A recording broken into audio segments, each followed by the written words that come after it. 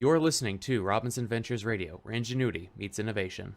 Welcome to Robinson Ventures Radio. I appreciate you all tuning in to listen this afternoon, this evening, or this morning, wherever you're at. And today's guest is one Mr. David Callecod. I have known David now for, oh my gosh, over a decade.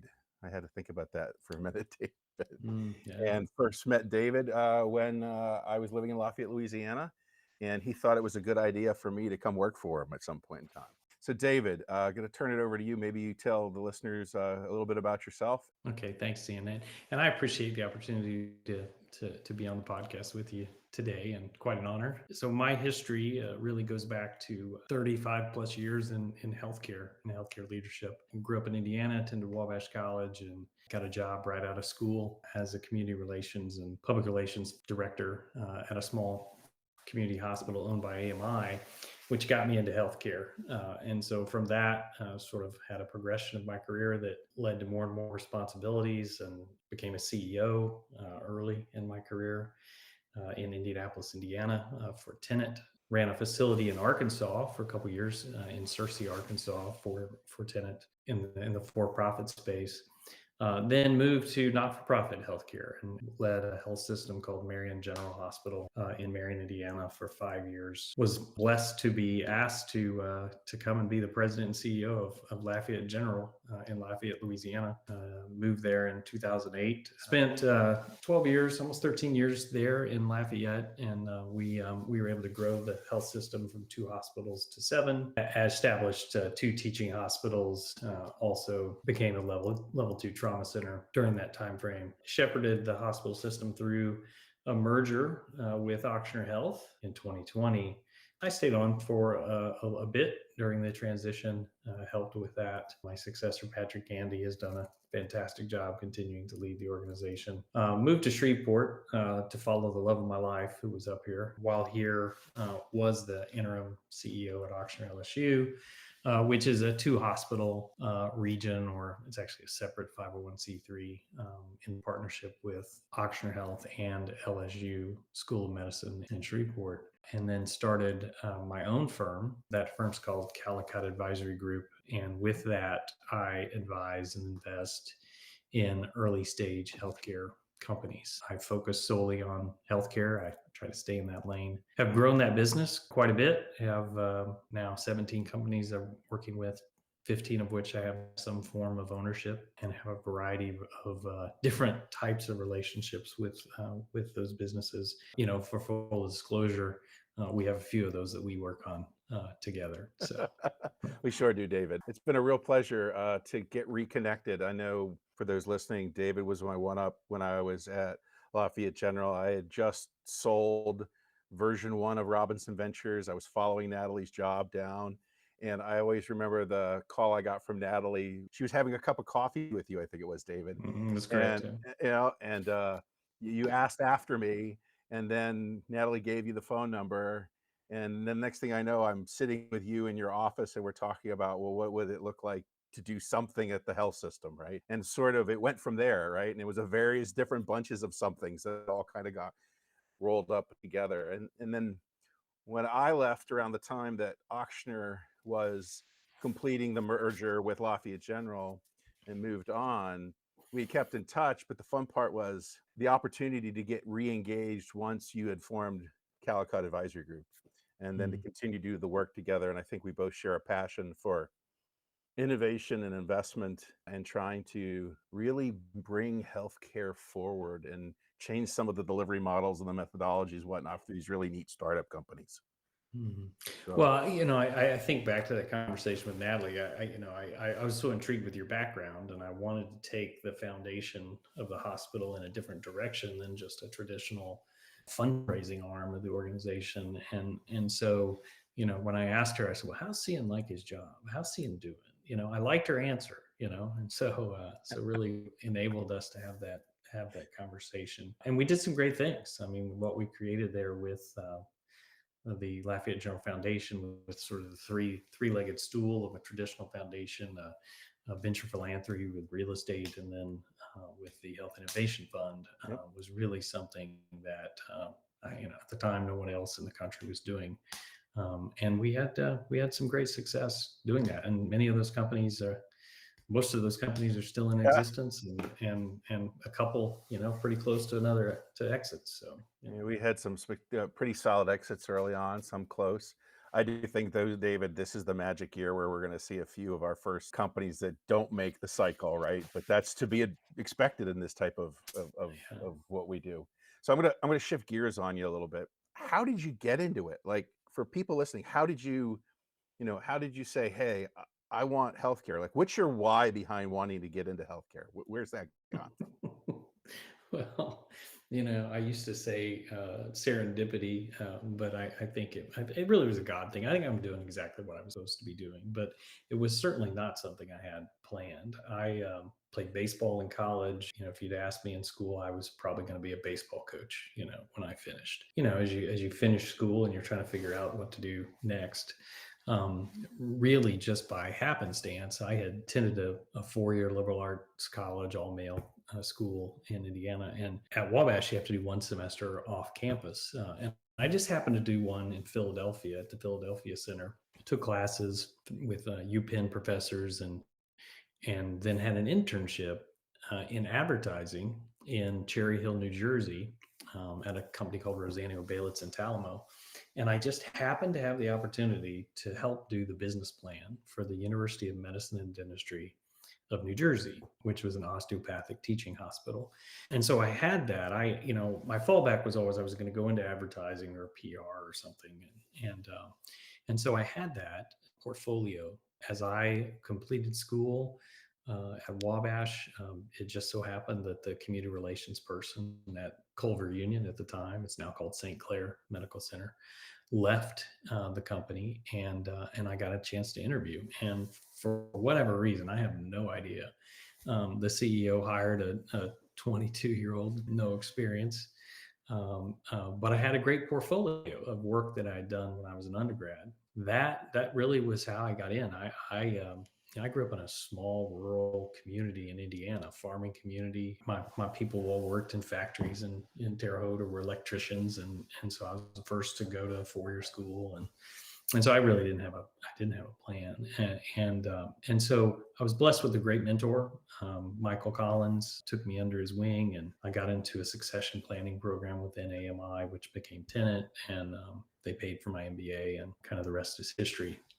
But just the importance of having a great experience as an intern in undergrad is so very important in getting real world work experience. I'm a firm believer in that. That's why I've always tried to have interns and fellows as much as possible throughout my whole career, probably in the 60 or 70 range in terms of the number of folks that have done that with me. And then secondarily, the need to mentor people. I mean, I would not have become a CEO at a very early age if it wasn't for the mentor I had at my first CEO.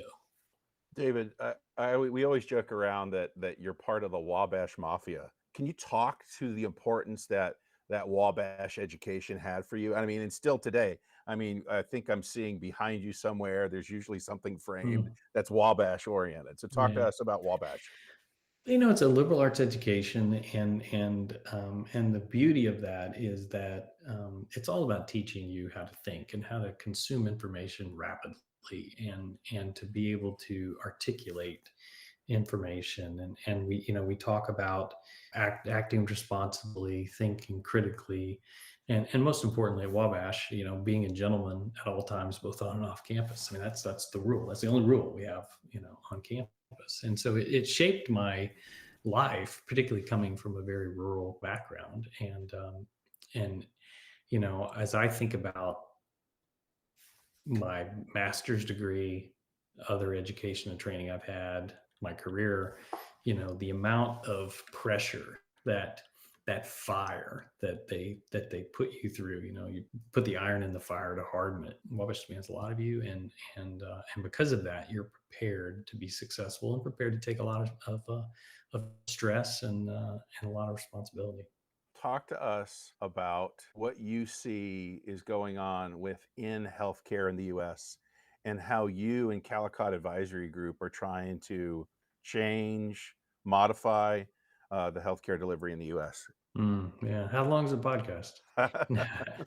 So I think, number one, there's so many things in the U.S. healthcare system that we do right? I mean, we provide the best specialist care in the world from an equipment and a technology standpoint. We have facilities that are unlike anywhere else in the world. That being said, however, we are an entire health system that is based on sick care or episodic care, and not really based on keeping people well, and promoting health. And so what we see and what we've seen certainly over the last decade, last 10 to 15 years, is this incredibly slow pace in which the acute care market has been moving from fee for service to a value sort of view of things. And so I like to call the acute care sort of hospital based sort of central focus, or the central figure of health in a community, as the legacy system of healthcare. And value based is absolutely where we're going today. And so, to me, what Callecod Advisory Group is a way for us to help health systems kind of speed up that process of moving from what has been a traditional episodic sick based focus on healthcare to one that's really focused on care transitions, chronic care management, and the use of technology in order to improve operations, improve performance. And so when you look at the portfolio of companies that I'm working with, none of them are focused on making tweaks to the current system or to the legacy system. They're all focused on making major changes to the way we have done business before. I saw something the other day. It was, the light bulb did not come from incremental changes to the candle. And what I see in the field is that hospitals and physicians in general are very risk averse. We are taught first, do no harm. We are one of the most highly regulated industries in the world, and so therefore, you have the federal government looking at you, you have Joint Commission, you have other regulatory agencies looking at you, and so you have to understand what is really required by law and by regulation, and what are just standard operating procedures. And it's hard for folks to know the difference, and it's hard to get clinicians to change. And so therefore, where many of our startups that are solely focused on eliminating hospital patient days, which are how hospitals pay their bills, they are able to make pivots just immediately. Other companies who are not constrained by Joint Commission and regulation, again, are able to pivot immediately, where hospitals, it takes 6 months of medical staff meetings, probably, and even before that, 3 or 4 months of evaluation by administration, whether you should do it or not.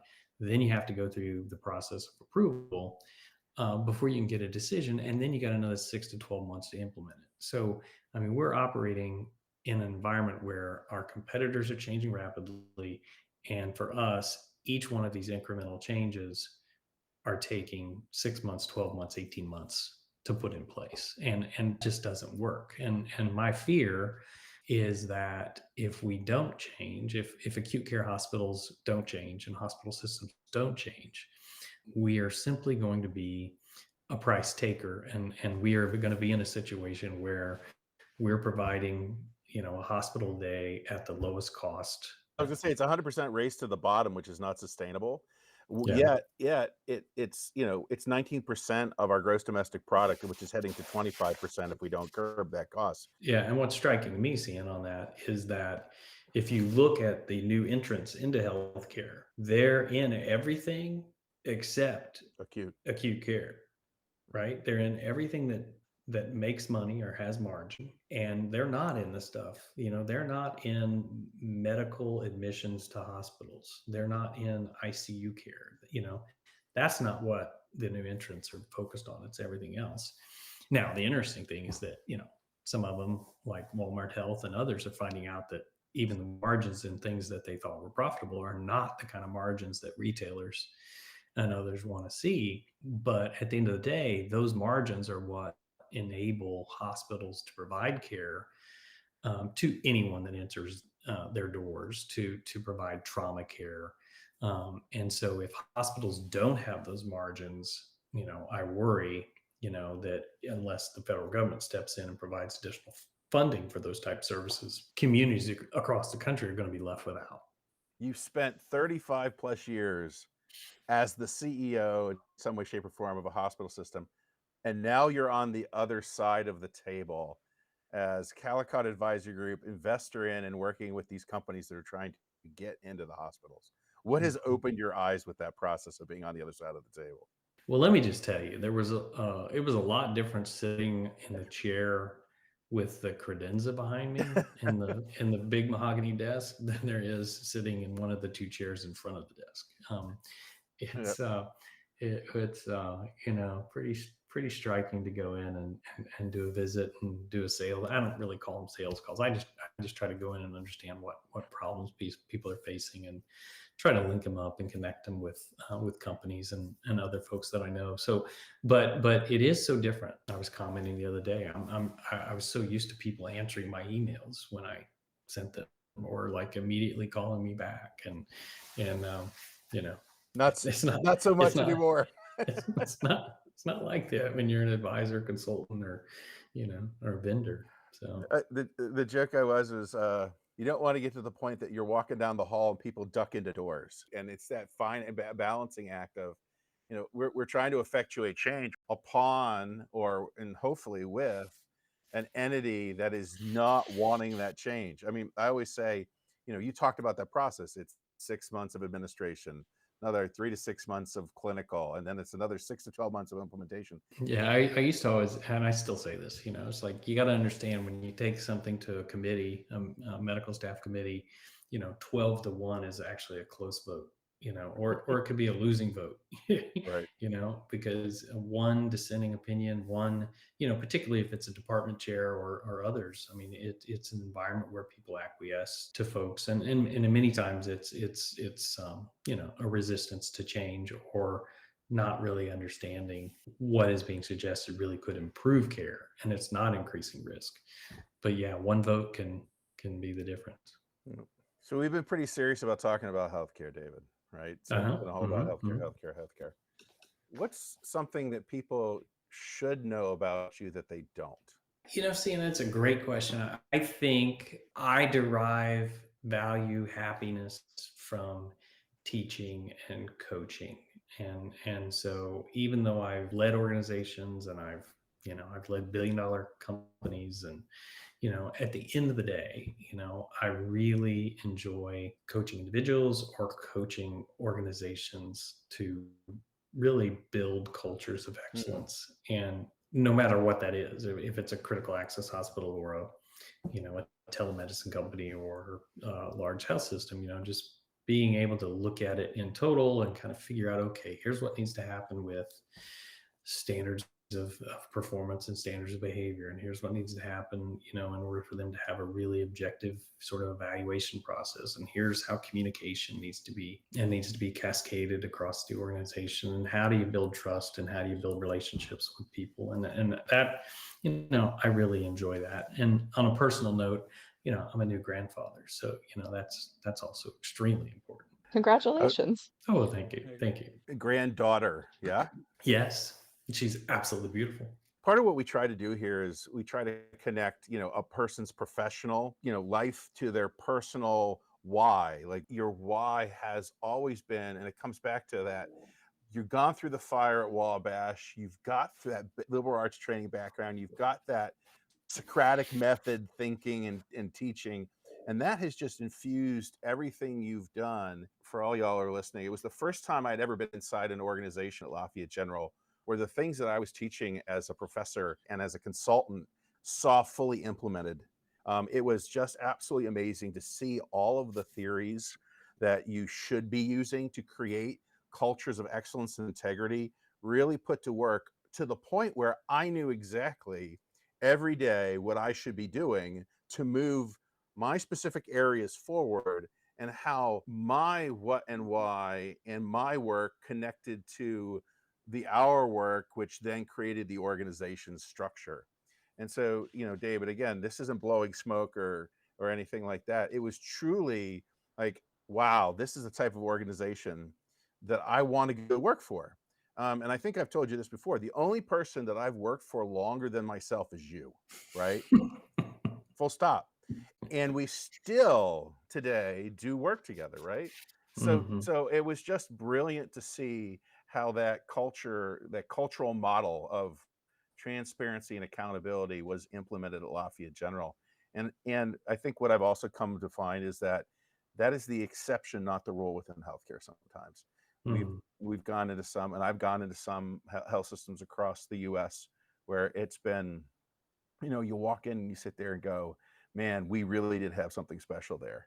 I mean, my first stop after Lafayette General was one of the reasons why I pulled the ripcord and said peace out was because it was the inverse of that environment, right? Well, you and I have talked many times about one of my other great mentors was Quint Studer, and Studer Education has done a lot of work at Coker and I guess with Natalie and others and SLCC in a prior stop. Yeah.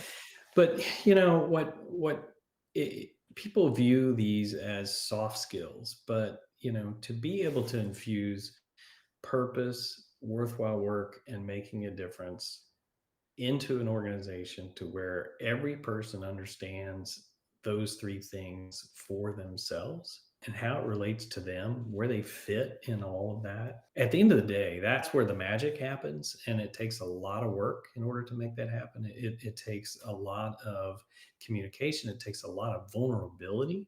From leadership. I mean, you saw me up on stage giving speeches, and we'd have those quarterly meetings. I'd tell a personal story and cry almost every time, but that's what you got to do. And it wasn't that I wasn't acting. It was I was No. telling a personal story Yeah. about Yep. this is when you talk about what is purpose. The story of my mother and her 20 plus year struggle with Parkinson's, and the various healthcare situations that she was in some of the best hospitals in the country. And which were terrible. When you share that kind of thing, it shows that you are passionate and that you care and that it matters and people see you as a human being.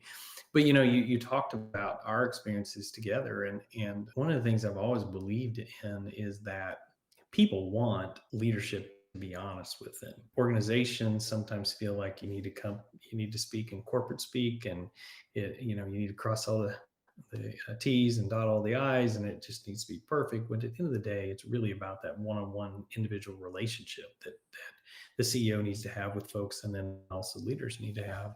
And it involves not only providing positive feedback, but having crucial Oh, conversations. yeah. And people do better when they really know what expectations are and what the boundaries are. Being able to make decisions, sort of within a framework.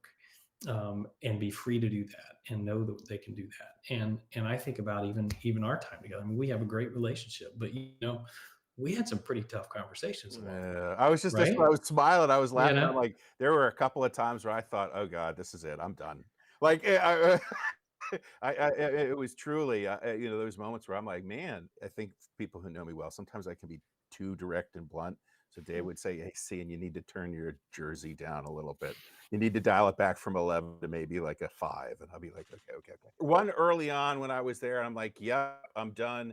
And then there was one later on that actually allowed us to morph the role into a different role. And they were two crucial conversations that we had to have that I was like, you know, very thankful that you were my leader Mhm. and you stuck by me. I think leaders in general, managers, supervisors, are afraid to have conversations with folks. They're uncomfortable with it. But I think in many cases, it is the greatest gift you can give someone. Because in most cases, people don't realize what they've done, or the situation that's been created, or no one has ever had a crucial conversation with them about their performance in their whole life. It's a gift if you do it in the right way. Now you can't be, you need to be sensitive about it, but you need to understand that the anxiety you're feeling is not the reason why you shouldn't have the conversation. The receiver of the conversation, it may be their opportunity to really figure out changes they need to make, or changes they need to make in their career. in order for them to really fully succeed and self-actualize, 100% agreed. And I'm reflecting on those two specifically in my mind that enabled me through the conversation we had to go back and sit back and say, okay, I know where I went sideways. I know my path forward. I know I have a leader who's backing me on my path forward. And I know we can continue to do great things and move the whole organization forward. I always talk about, this is one that always gets me. And you know this, my career was primarily IT, data, like before that, management consulting. I had never, I'm not a clinician. You're not a clinician, right? We're not clinicians. No. But what we did and what we could do through our work was we actually got to save lives every day. And that's what hit home for me. And I remember the day that it hit home for me the most was when we had managed to amass a corpus of money at the Lafayette General Foundation.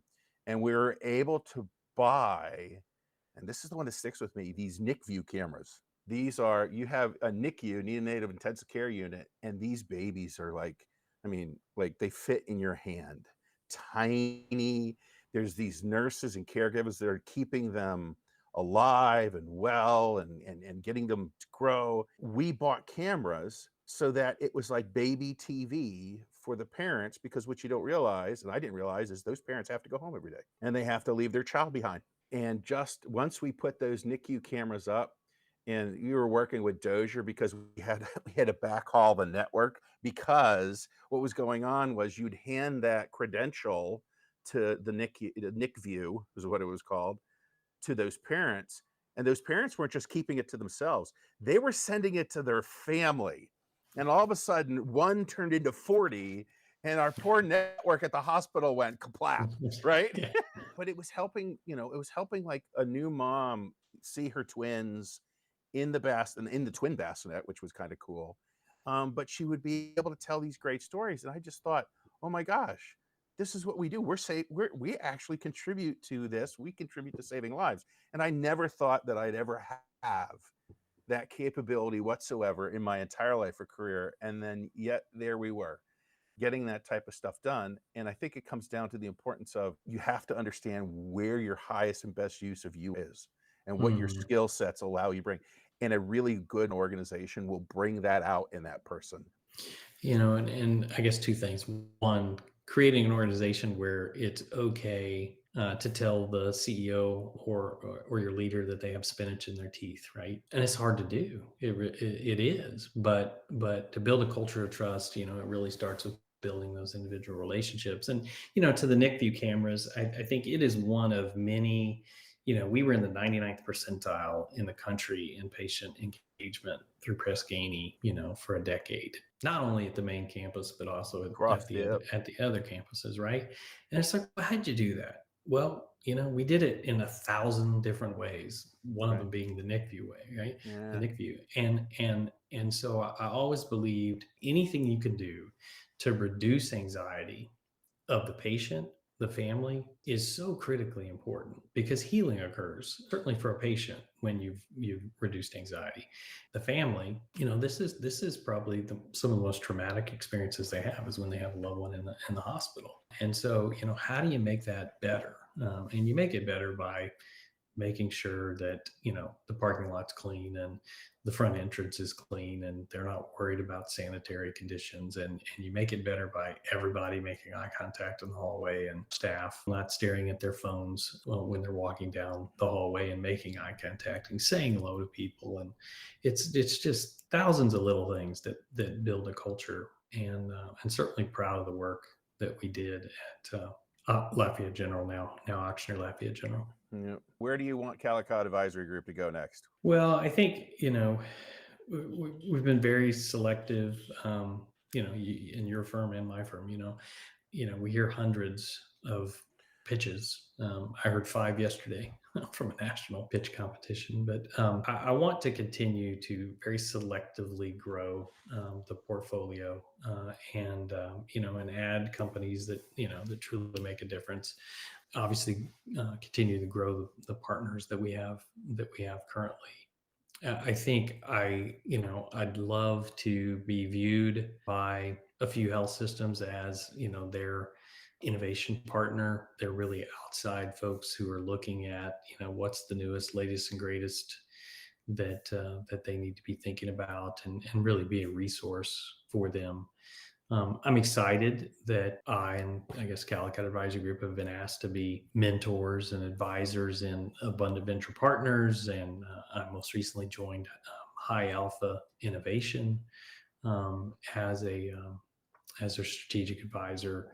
And I said, so I think growing those roles and just continuing to expand our ability to change healthcare.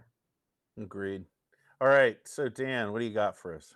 The first one that I have is, what's one thing that you've experienced in your time as an advisor and investor that surprised you? Well, I think there's many things that surprise me daily, but I think the biggest to me is companies have been formed, have participated in incubators, have maybe even have client number one, but they really don't quite understand the problem they're solving, and they don't understand the customer pain points. And so I think so many times a panel of experts has been brought on to companies, but they've left out key components, key knowledge base that needed to be at the table. It's surprising to me that so many companies have got money and got funding, when at the end of the day, when you try to check the viability box, it's just impossible to do so. You know what, David, to build on that, and I'm going to be a little bit more blunt and colloquial, you just look at them and go, what the hell are you doing? And I say that respectfully because we've had a few of these joint clients of ours. You and I have said, hey, this is what we need to do. You're talking about, financial and operational sides. I'm talking about financial investment and innovation. They magically go somewhere else and they hear somebody else say the exact same thing. And they come back and they say, you know what? We really should do this. And you just sort of sit back and you're like, okay. It comes down to, I love working with companies where the CEO is coachable and the CEO has to be able to listen. And I'll tell you what, those are the companies that continue to move forward and move forward and move forward. And you watch it in real time. They capitulate to arrogance and hubris and they start believing their own press. You know it's not going in the right direction. Next question up. How do you keep yourself productive and motivated? Well, I tell you, it was a lot easier when I had an office to go into. Working from home is, it's wonderful from a personal standpoint, but makes it difficult on a productivity standpoint, particularly when I look out my back window and the 17th fairway is calling my name. But I think at the end of the day, it's really about discipline, and so I have a routine in terms of, when I get started every day. I'm very dependent on my to-do list and my task list. Even today, I'm not going to say how old I am, but I'm getting older. I'm getting a lot of gray hair, You should have hair. Yeah, I'm still that kid that grew up in rural Indiana that, quite frankly, lived in a trailer when I was in high school. And, I still grind every day because I don't feel like I've done enough and I'm not good enough and I'm not smart enough, and even after all the success that I've had, I'm still that person. That drives me because I always feel like somebody else is out there working harder than I am, or they're working longer than I am. And so it's that, internal motivation that just keeps wanting me to grind. I have a lot more to give the industry and to share with people. I got asked if I was going to age gracefully, right? And I'm like, first off, do you see what this looks like nowadays? So the answer there is no, right? And then the answer is no, right? It's like, I've got way too much stuff left to do. I've got way too much to give, like you said, David. And we're both very competitive people. You don't get to play college athletics like we did unless you were have some skill, B, a work ethic, and C, you got to be able to get out on that field, whatever that field may be, and hold your own and compete every single day, every single practice, every single game, right?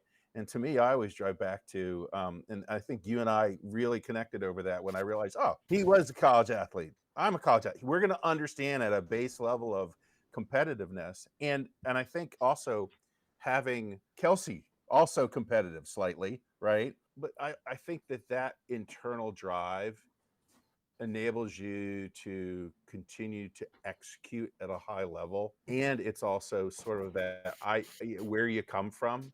It's cliche, but I've earned it. You know, much is given, much is required. You know, even though it's been earned, it's not been given. You know, I think that's what makes me get up every single day. So that's where I get my competitiveness from. Okay, No, not got at it. all. Got it. If you weren't doing advisory and investment, what do you think that you would be doing right now? That's a good question. I mean, you know, I spent from the time from 22 years old till 56 years old running health systems, and that's what I know, and that's what I've always known. And you know, I think I was okay at it, and so I, you know, without question, and it's not totally out of my system. I have to admit it. But I would be leading probably a health system. That's probably what I would be doing. You know, my vision for the future is you know, some property, and I plan on being almost off grid. You know, solar panels and have a water system and garden and, you know, chickens, and you know, it's kind of a return to my childhood. But at some point in my life, I really want to really be focused on, you know, even joining Cian in beekeeping. You know, if I could script out my retirement, that's what that's going to look like. I'll still have probably a few companies I'm advising, but I'll still be doing all that other stuff. Dave, we talked a lot about that. It's just a shift. It's like, it's not doing it all day, every day like we do it now. It becomes, well, I went out and I went out to the morning, incoming tide. I fished a little bit. I putted around in the garden. I checked on the bees. I made a few things in the wood shop, and then I'm still advising company A, B, or C, right? That still want to have me hang around, right? And Dan, I'm like thinking about that question, and the answer is I don't know. Yeah. Like, I'd be in trouble. That's what I'd be. I'd be in trouble. Yeah. Dr. Harder would be like, would you please find something to do? I mean, Yeah. seriously. I think that's how I got my job with you, David. It was Dr. Harder wanted me to go do something, and I needed to get out of the house. Well, I thank her very much for that. After occupying leadership roles in the healthcare field, what are some unique insights you have when advising healthcare companies? Yeah, I think the biggest thing that I offer companies is that I, along the path to becoming a CEO, worked in virtually every single role that these companies are calling on and trying to go through the sales process with. And so whether that's materials management, the purchasing agent, you know, overseeing the surgical services area, IT, et cetera, then, you know, obviously in the COO and CEO role, making those final decisions. And so making the companies understand the importance of having an extremely concise one pager that says what they do, you know, what money they save and what revenue they produce, and really explaining the why as quickly as possible, and really giving them the background they need to have those type of conversations with individuals within a health system, or even, you know, also health plans. And so I think that's a critical thing, and probably one of the most important things that I offer. And I think it provides a tremendous amount of value for the folks that I work with. Agreed, David. We talk to companies together. It's that combination of the skill sets that really sets us apart when we're trying to help these companies, between your operational and leadership knowledge of what it's like to run, be inside, and manage multi-billion-dollar health systems. You know what I do with Robinson Ventures, which is that innovation, investing, research, navigation. We're able to guide these folks through this morass that is a health system to get them to the appropriate decision makers who can say yay or nay, and have the ability to stroke the check, sign the contract, and get it done.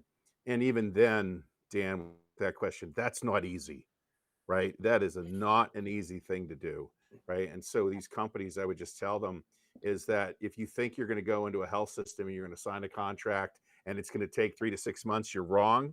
You put a multiplier of 3x on that, just because of the conversation that David and I were having before, which is just to get it considered takes numerous people, and only one has to say no.